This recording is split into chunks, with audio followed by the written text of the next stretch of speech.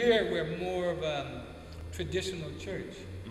And what's good about the church, especially when you're not African American, and this is another point that's important. As I said, we didn't read and write when Richard Allen was starting the church as a group. So for us to teach, we had to teach verbally. So the pastor's speech to the congregation was done in a way he's looking for a response from the congregation. So the call and response that you see in the black church is there for a reason. There's a function for it. It's not just something we do.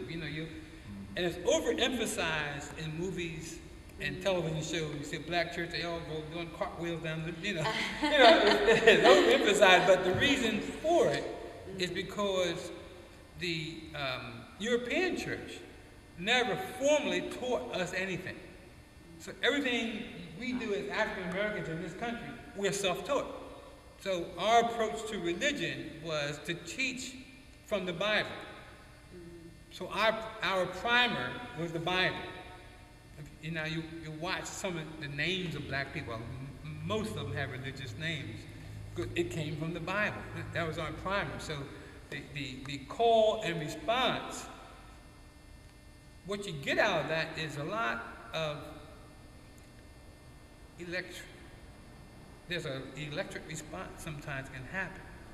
Because now the other thing the pastor is going to do, and what he began to do with Richard Allen and him and everybody that followed him, was that if he had to give a message that was important, he would do it from the pulpit. An example, slavery was legal. So if the slave ship was coming in, he might not want the men and the boys going anywhere near where the slaves were getting off the ship or being auctioned. So he would find a place in the Bible to instruct the congregation about the slave ship next week. So now the sermon, if you would look in a European church, which is pretty academic, that sermon wouldn't work in a black church because he's got more to do. He has a captive audience. He doesn't want anybody just slipping away and going to Old London coffee house where they did the auctions.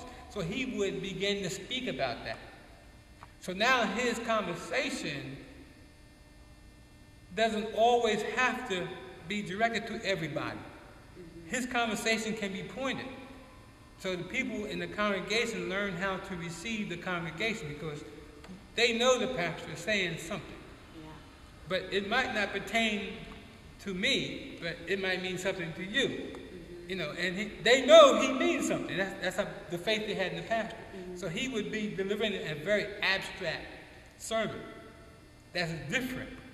So now we began that from Richard Allen, and through the whole 19th century and the 20th century, what happened, the black church got good at it. So you go to any black church that has a large congregation, the pastor is a superior speaker because it's necessary. That's part of it. You have to you got to do these abstract sermons. Now, if the pastor is a graduate from Harvard Divinity School, it makes no difference. If you can't deliver that kind of service, he has no job. That's just the way it is. So that call and response that you see, that action that you might find sitting in the black church on a given Sunday,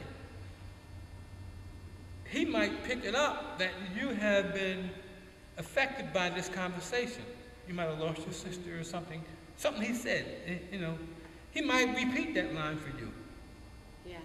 Or the lead singer might sing it, and all of a sudden they hear something in the audience that really fit, and it worked. They might repeat that line. Might repeat it again. Might repeat it again. So the church is allowing that emotion. Yeah. They're not cutting it off. So that academic style doesn't work. The people want that. They don't get it I'm not telling you it's every Sunday. But if you come here, you could be that day when you go like, oh, I see it. Yeah. Just a snap, and all of a sudden it's there, and then it goes away. And then, you know, or it might stay all service. It's just how it works. So that's the thing that you pick up. And in other black churches, it happens there also. And sometimes in other churches like the Baptist church and some of the Pentecostal, they might be in church 4 hours. Because they're constantly trying to get this emotion. You know? Yeah. They want it bad, you know, and they keep working until they get it. So that's one of the big things you pick up by studying the African American community. The other thing that you get up when you come and study it, you leave with the understanding that everybody's the same. Because if any other group had to learn verbally and had to be taught by the pastor, their reactions would not be much different. You see? Yeah. Now, if you're European and you came over with a 1,000-year system that's been in place and you apply it to America, you're not doing anything different. You know, you're saying, like, I don't understand. Well, of course you don't. You've been doing it for 1,000 years. It was brand new. Yeah. So from the brand new system, we began to have a way of talking about the Lord. You're looking at a black church and you see so much power in music. Here again, we weren't taught by the Europeans. So in music, all we had was our hands and our feet to keep a song together. And since we don't have anything but that, you can imagine the rhythm of the song would change based on some creativity that maybe you might have that I might steal. I mean, it just got better because all of a sudden, you know, the rhythm changes, and then all of a sudden you walk into a situation where somebody give you a broken horn, you know, and you fix it up and you play it. Well, the horn really doesn't belong in church, but you don't know any better, so you bring the horn to church. Yeah. The piano, you know, what you're going to play on the piano, the keys you hit, you weren't taught, so you begin to hit keys that you felt were good keys.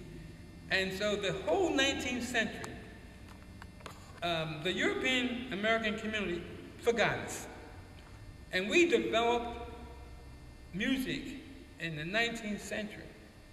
And when the time came to pay attention, what they discovered that we started jazz music. Jazz music is the only art form that America has given the world. And it only happened because we had no clue about classical music. So if that's to the right, we went to the left, which is one of the fascinating things about the human brain. Now, if you took a German group and they sat down and they had to hold the song together with their hands and their feet, and they worked on it for hundreds of years, you can bet they would have rhythm. So these fascinations about the difference in people are all garbage. Yeah. People are people. When you start studying people, there's a reason for their function. It wasn't just because, you know, they just can play. They just can sing. Well, they sing all the time. Yeah. You know, they're practicing singing and improvising. So we didn't have the so-called classics. So if I'm singing, you're saying, I can out-sing him. You're going to do it on your own. So you're creating. You're constantly creating. Mm-hmm. And that's the thing that came out of black music is that improvising. Mm-hmm. You know, that ability to grab something and then go in a direction and don't care what you think. But, you know, we like that and we're keeping with it. Yeah. And so you see in the jazz music, you see instruments that had no intention to be used like they're using. You know, you see a saxophone. It was never intended to be a solo instrument. It was in the brass band back in the back. You know, a vibraphone. It wasn't intended to be a solo instrument. You know, we didn't know. You know, so we took these instruments, the stand-up bass. We played the stand-up. Everybody now follows. So in terms of that music and improvising, it's gotten to be so big that every college teaches jazz. Yeah. Our ability to talk and preach has gotten so big that every seminary teaches people to preach like black preachers preach. That's how it's come to that point. So there's a very important things that we're offering that wasn't the intent to show we were better than. We just did it because we had to do it. That's really cool. Yeah.